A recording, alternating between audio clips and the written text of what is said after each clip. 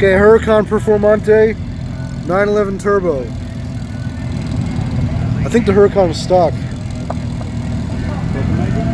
Yeah. It should be interesting. They both should be in the mid to low 10s.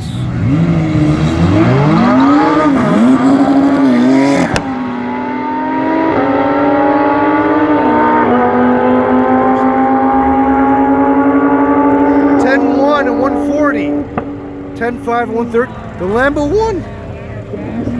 10.1. My God, that's fast.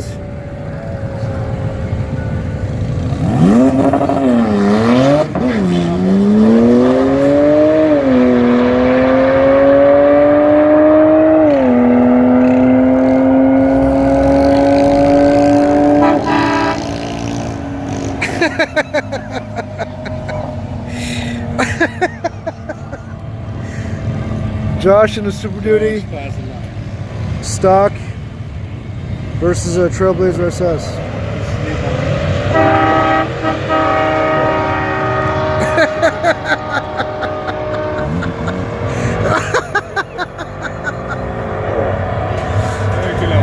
He's moving though, he's doing pretty good.